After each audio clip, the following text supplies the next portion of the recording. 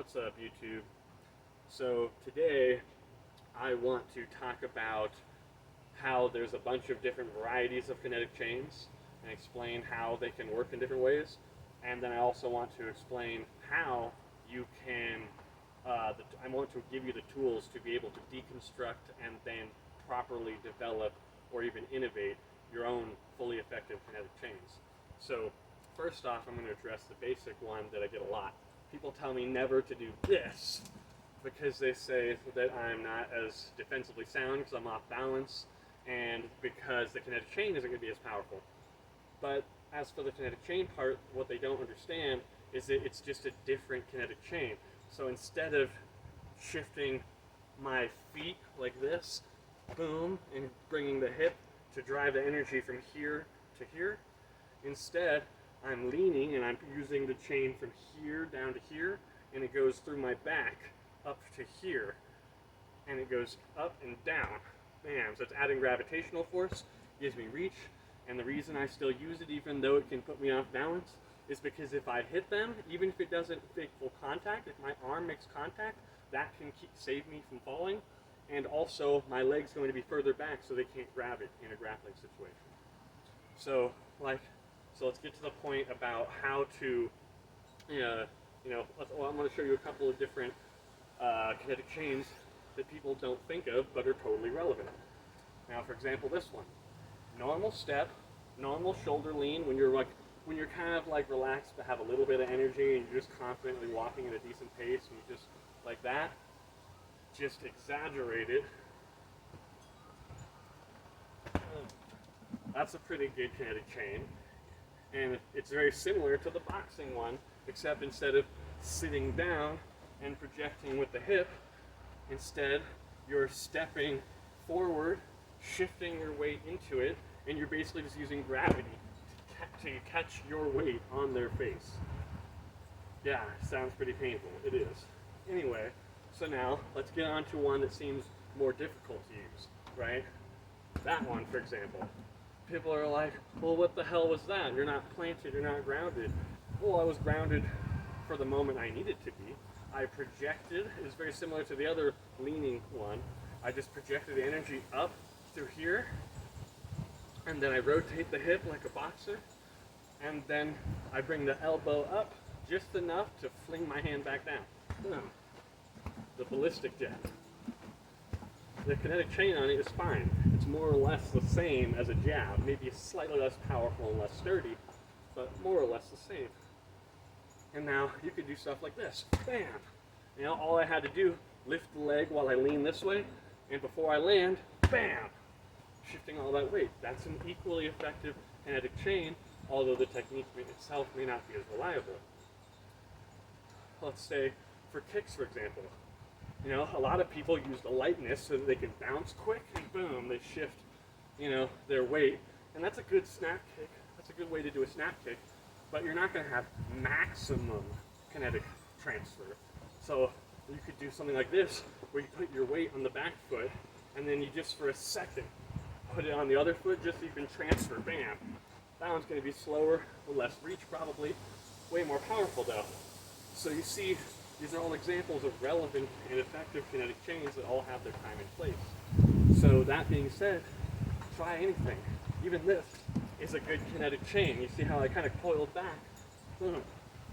All right, so now that we've got all that covered, I want to explain how to practice and or develop or innovate any kinetic chain you want to. Here's the process. So for one, you want to find out, first off, test the thing that you're doing. Find out where most of the energy comes from at the beginning. For me, I can tell it all comes from right here, right? So now, at that point, you've identified that point. Now you want to see where it leads to. So I've got the hip that kind of sways naturally, right? I noticed that, so that's the next part of the chain, right? And then from there, I notice this kind of rotational tension, this elastic tension in my body. And that's part of it, right? So it's going wham, up and around here. And then from there, I can feel my shoulder taking the energy from there and rotating up and this way. And then from there, My elbow is coming up because of the shoulder rise, and then my fist is naturally going down that way. So bam, you're doing each one into each other.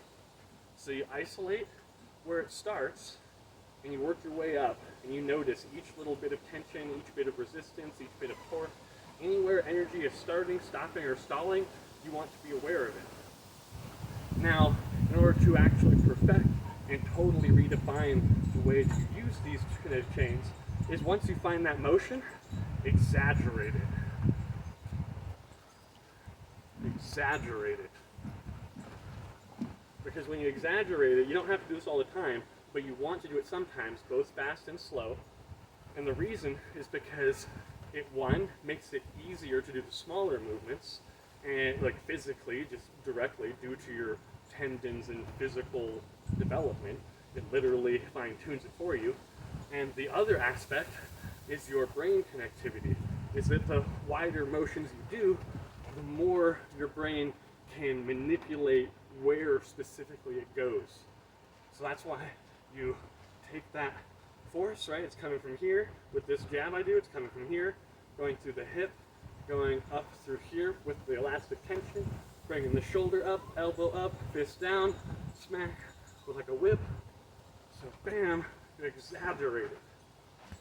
And you can do it with, say, the cross, right?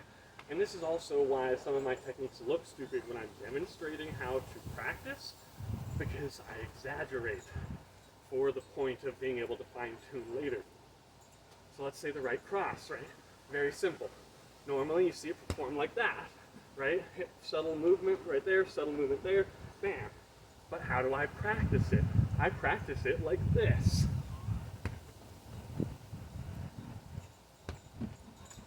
Not all the time, not when I'm simulating, but for the point of stretching and fine-tuning the muscle and being able to, experiment and find all the ranges, I always start with exaggeration.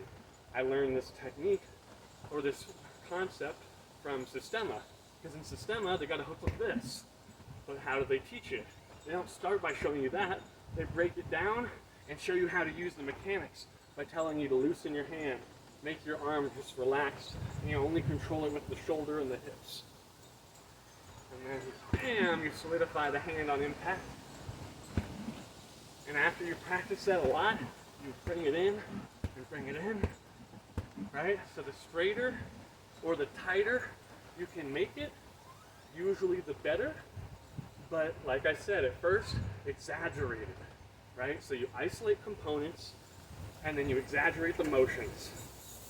And now a tip for making sure to be able to sense properly is, for example, just be aware that as a beginner especially, you're probably just not going to be using your hips and feet right. You're probably going to be going like this all the time.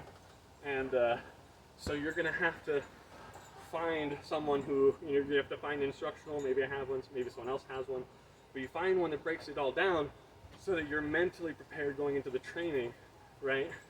So you want to actually follow each little tidbit of advice they give you, especially as a beginner, because then you'll be able to fine tune. It's just like the exaggerating thing.